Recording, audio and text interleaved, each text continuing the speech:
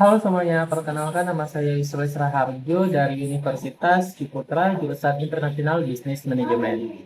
Nah, kali ini saya bakalan bantu untuk mempresentasikan rangkuman posisi strategis yang ada di Sulawesi Selatan, yang dimana kondisi makroekonomi 2023 dan juga struktur sektor, peluang realisasi dan UMKM, serta kebijakan prioritas untuk memperkuat pertumbuhan inklusif dan kemandirian ekonomi wilayah di Kota Makassar.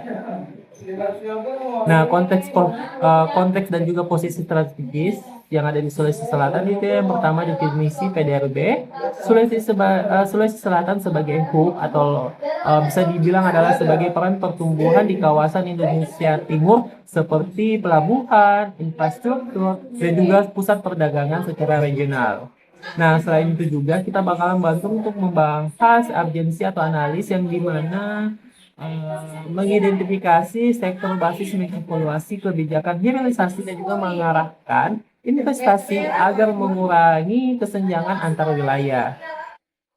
Nah, adapun beberapa faktor makroekonomi 2023 dan juga dari Sulawesi Selatan versus nasional, yang dimana mungkin dari rangkuman ini bisa dibilang performa Sulawesi Selatan, ekonomi sosial dan juga yang sangat solid, IPM dan juga TPT-nya. Namun pertumbuhan ekonomi perlu diakselerasi. Kenapa? Karena angkanya lebih tinggi lebih kurang dibandingkan nasional. Selain itu juga fokus pada peningkatan nilai tambah sektor dan juga unggulan. Nah, next kita bakalan bantu untuk membahas beberapa struktur ekonomi dan juga sektor utama yang ada di Sulawesi Selatan. Nah, pertama itu kita ada di pertanian, kehutanan, dan juga perikanan, yang dimana ini bisa menjadi pusat produktivitas utama yang ada di Sulawesi Selatan yang sangat-sangat memadai. Nah, kemudian yang kedua itu adalah perdagangan besar dan juga eceran. Nah, tumbuh seiring peran Makassar sebagai pusat bisnis regional, peluang untuk integrasi rantai pasok dan juga e-commerce yang ada di lokal. Nah, selain itu juga pengelolaan, yang dimana industri pengelolaan ini bisa menciptakan lapangan kerja yang sangat terampil. Terus yang keempat adalah konstruksi dan juga real estate, yang mana bisa mendorong efek pengganda pada permintaan tenaga kerja dan juga jasa lokal seperti tukang dan lain sebagainya. Nah, selain itu juga kita bakalan bantu untuk membahas sektor prospektif dan juga peluang UMKM. Yang dimana peluang UMKM ini sangat banyak ya. Kita adopsi mulai dari segi pertanian dan juga perikanan. Yang dimana adopsi ini adalah produk organik, pengelolaan pasca panen, dan juga produk olahan yang bisa menjadi nilai tinggi. Jadi kita bukan hanya untuk menjual bahan mentahnya aja. Setelah kita mengelola, itu bisa bakalan menjadi nilai yang sangat tinggi untuk perekonomian. Nah, selain itu juga Indonesia, terutama di Kota Timur, tentunya banyak banget pariwisata dan juga ekonomi kreatif seperti experience ekonomi, homestay, kuliner khas, apalagi di Makassar bisa menjadi pusat makanan terenak yang ada di Indonesia Timur, dan juga kerajinan lokal terkurasi untuk pasar domestik dan juga internasional, yang dimana bisa membantu untuk perekonomian UMKM di 2023.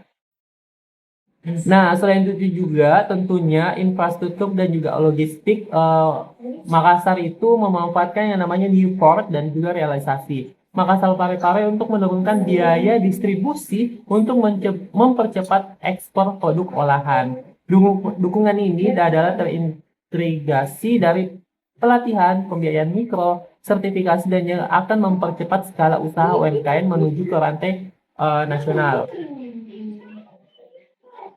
Nah, adapun estimasi dampak dari hilirisasi pada nilai tambah yang bisa kita lihat di sini, presentasinya lumayan meningkat ya Kak.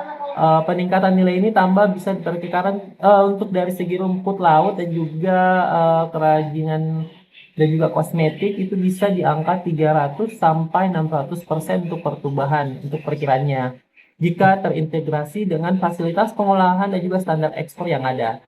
Nah, adapun beberapa yang paling menarik adalah di biji koko, yang dimana biji koko ini ada di angka 400 sampai 800% untuk pasar niche.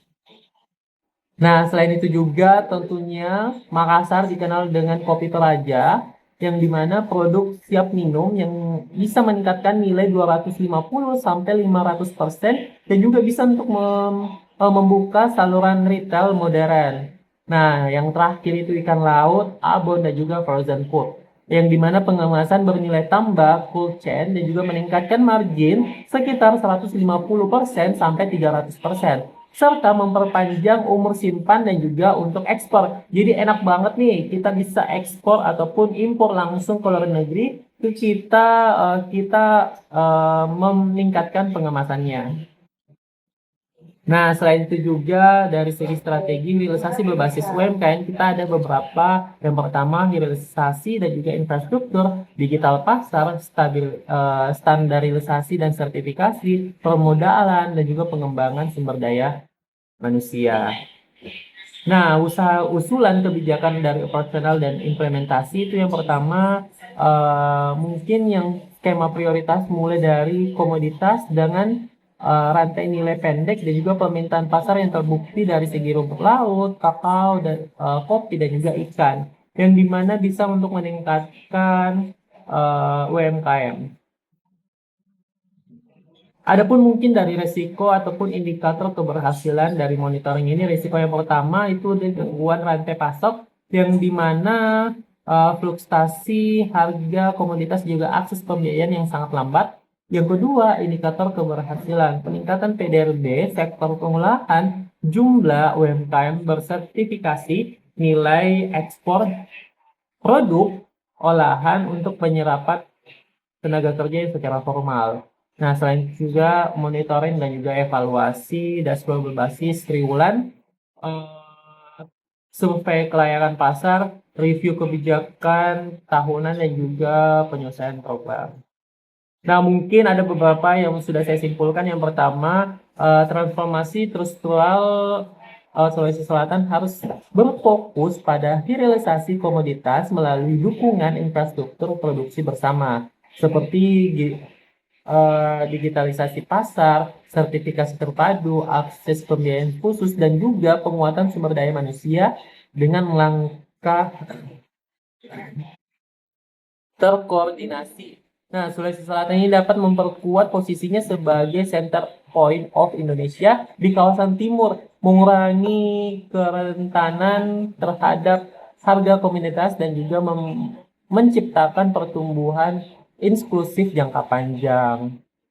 Nah, mungkin ada beberapa rekomendasi singkat. Yang pertama, luncurkan pilot satu kecamatan, satu rumah produksi. Nah, ini sangat mempengaruhi ya, Kak, untuk pencapaian dan juga penghasilan UMKM.